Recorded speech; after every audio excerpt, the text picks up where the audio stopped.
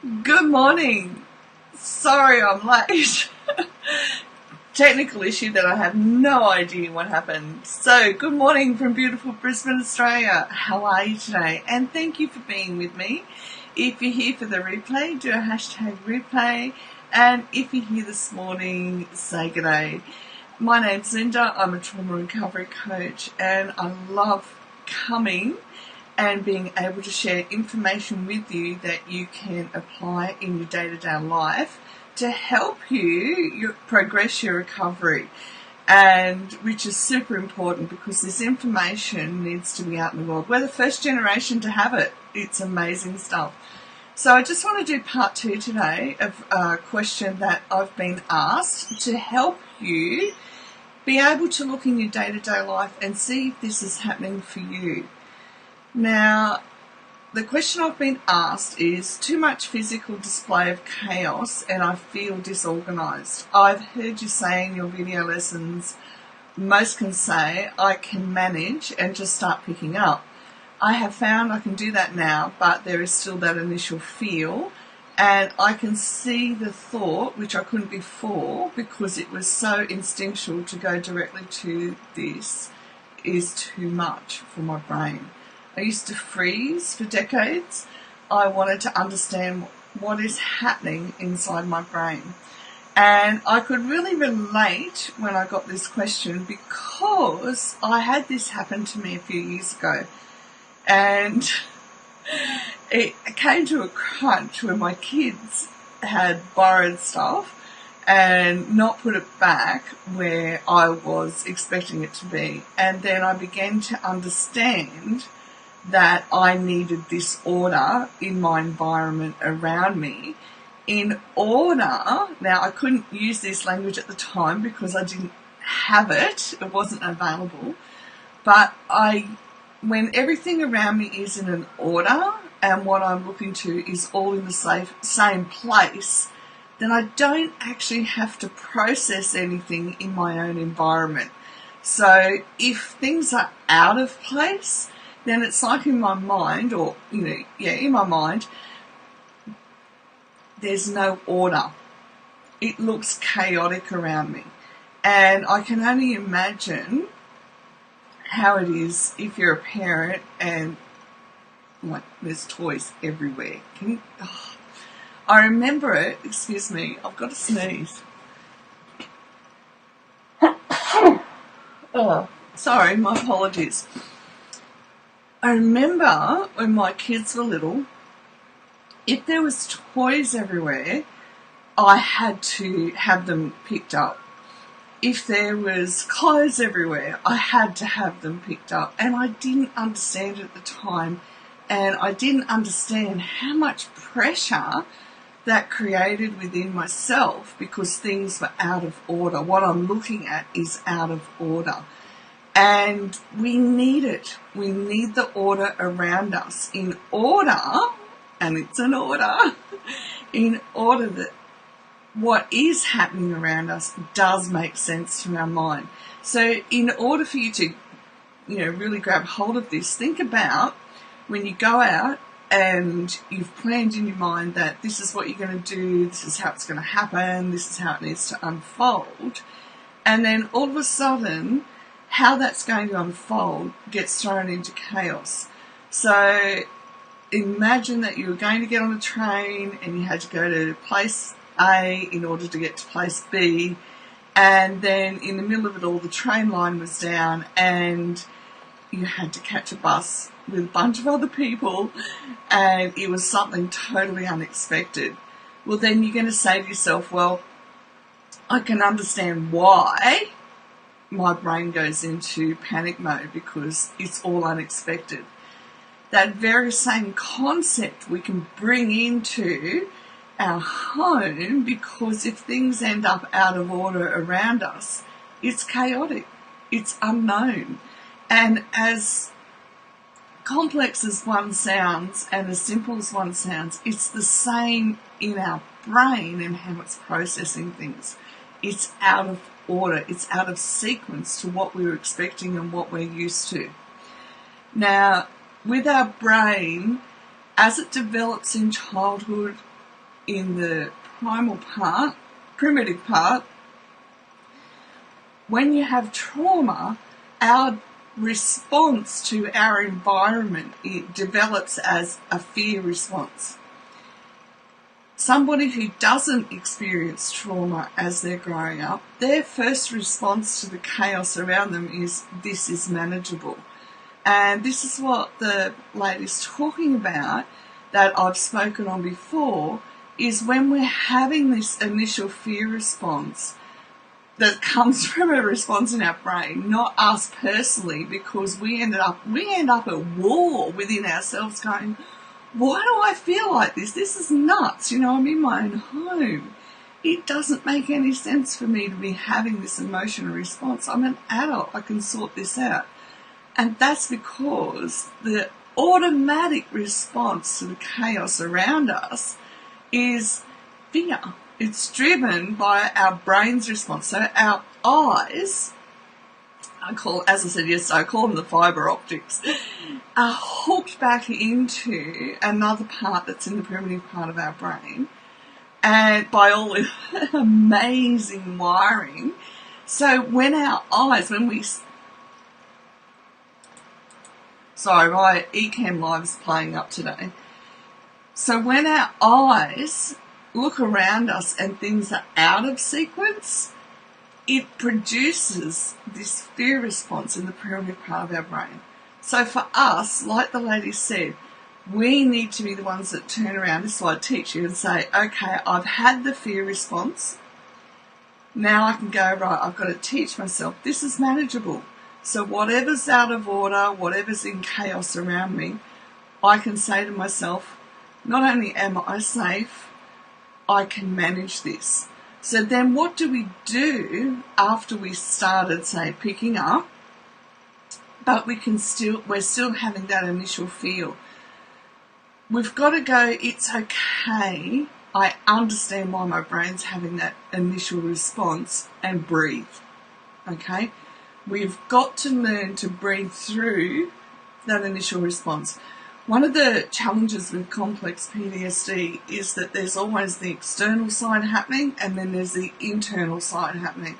And in order to marry the two, we begin to develop the capacity to feel that initial fear. Okay, it's not our adult response. I acknowledge that, but I'm going to feel it and I'm going to keep doing what I need to do in a positive way. And what happens internally for us is our brain and our body get used to us saying this is manageable, and then they stop having this initial response of fear. And a prime example of this was me yesterday. I'm sitting here and I'm working away and I'm so super excited about all these pieces that are coming together. Oh, this is such a really good example of this. So I've got X, Y, and Z things happening and bringing these things together for us and for clients in the future and for community about what I want to do. And I, the adult, feels really good about this, so I'm really focused and I'm like going, yes, and, organising this, doing that, bringing pieces together. But here in my chest, I could feel all this, it's not even tightness, it's just this pain in my body.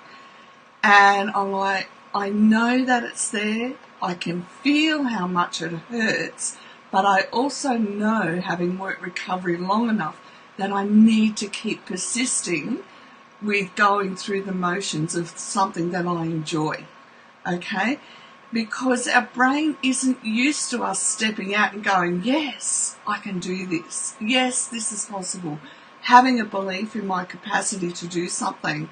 And even though it's putting bigger pieces together, it still applies to the smaller things, or what we say are smaller things in our day-to-day life, of getting the dishes done, of getting everything that's around me from chaos to feeling good about putting it in order, because we're overcoming that initial fear response, okay?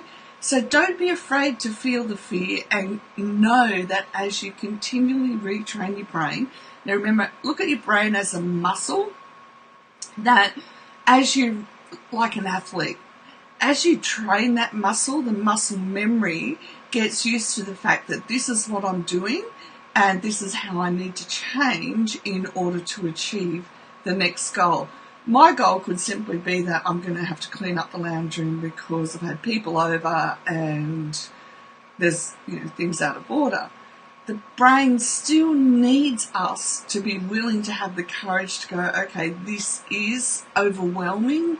This has produced the fear response, but what I'm going to do is breathe and walk through this slowly and understand that my body's having a response that was conditioned years ago, but I can do this.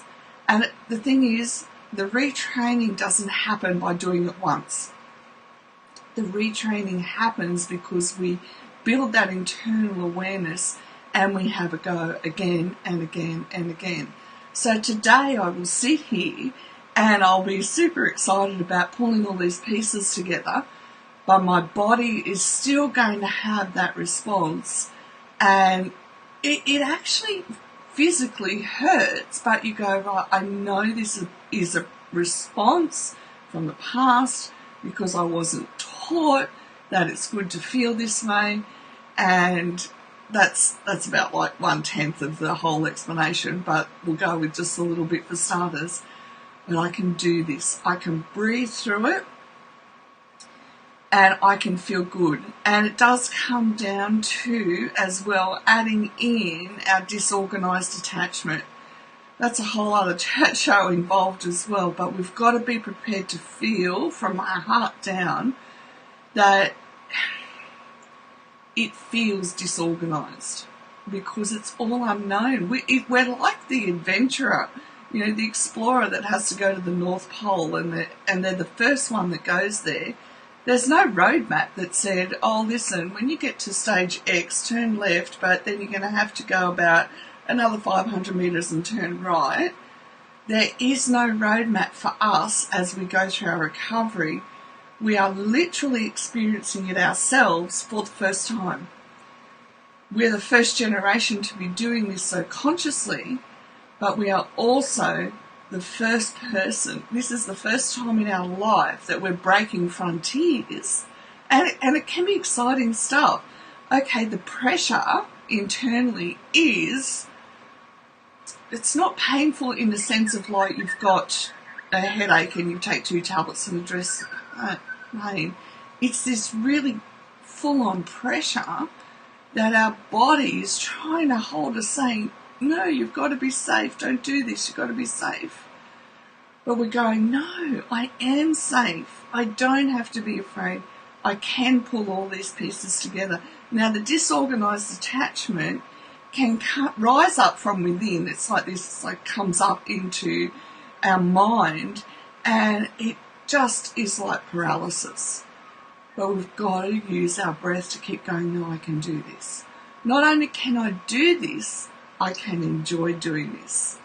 Now that sounds crazy, but I know for a fact that when we start to experience joy, our brain has not been wired for it from our childhood.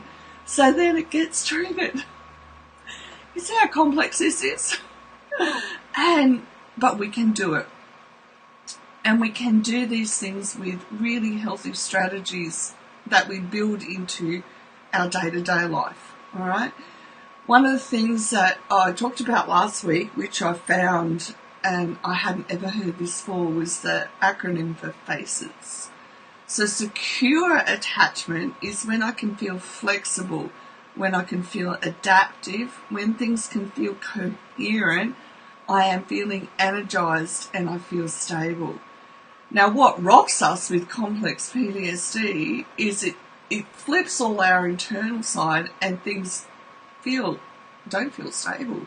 You think about our prefrontal cortex, and when we do trauma-informed movement, you'll notice this, is that our balance actually isn't readily available.